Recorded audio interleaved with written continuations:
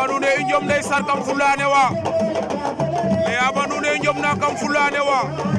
cey njom oho woy fa pakay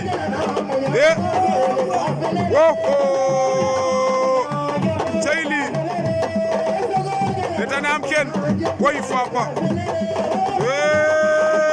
cey lambu dina la lambak la bu lambo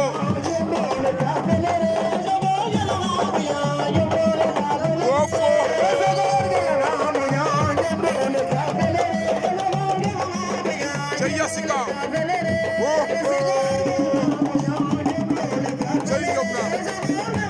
Yomna fulane wa Waya de Ndeye Fatou Ngogo